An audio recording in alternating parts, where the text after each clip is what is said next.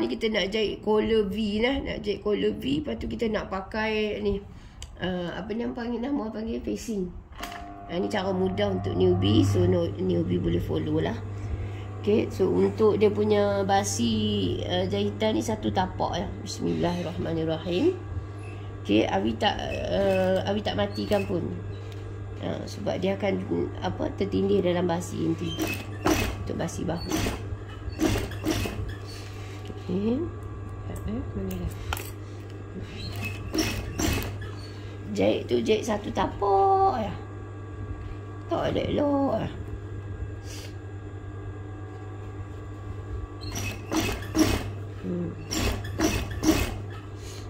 Satu tapak ni. Okey.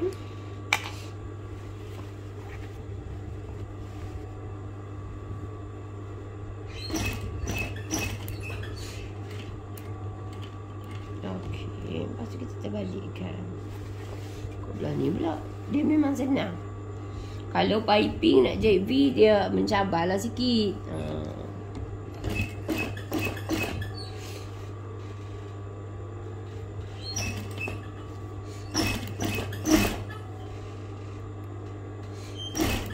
Kita je ikut facing. Facing lagi duduk atas. Okay.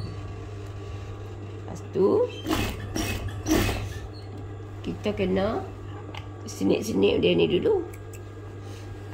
Bukan boleh terus jahit. Ni benang masuk tadi ni. Lagi potong dah. Okay. Nampak tengok. Macam kawan kita kata tadi, tak kerti jahit pun boleh jahit . Yang ni kita kena senip-senip dia. Sebab lagi kan kita nak lipat dia ke dalam.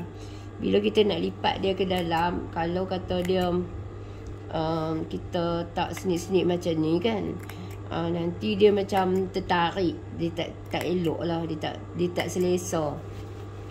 Bukan setakat orang yang tak selesa, jahitan menjadi buruk. Dia tak kemas elok. Okay. Ni pun sama. Tu sampai kat ujung tu.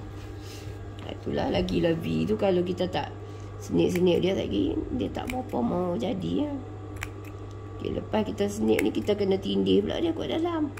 Lepas tu kalau orang ambil baju kebaya 80 tak usah duk kata apa. Tengok pula kan jahitan dia kemas ke tak kemas ke.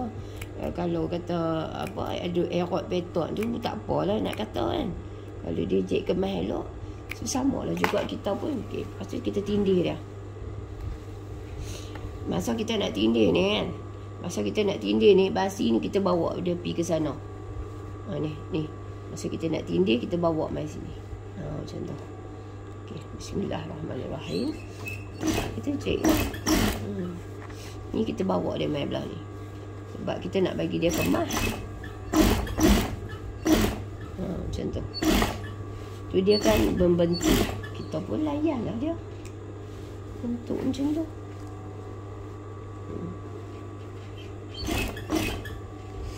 Ni kat V ni. Tengok lagu tu. Masuk mana kot ni pula.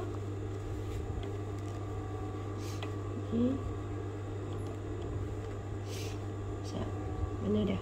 Ni dia tak mau pi, kita tolong lipat lagi kat dia. Tu. Sikit lagi nak habis. Lagi kita tengok hasil dia macam mana. Kalau leher bulat, kita buat piping. Facing pun boleh. Ni antara salah satu lah. Kalau kita ada kelengkapan semua, kita buat facing. Bila kita buat facing ni, dia cantik terletak. Bila kita buat piping, dia sedap dipakai. Dua-dua pun sedap. Okey, lepas tu, kita lipat dia masuk ke dalam. Seronok menjahit ni senangnya. Lepas tu sekejap kita gosok lah dia. Kita gosok tu sekejap dia kemas elok lah. Tu nampak tak? Siap. Okey.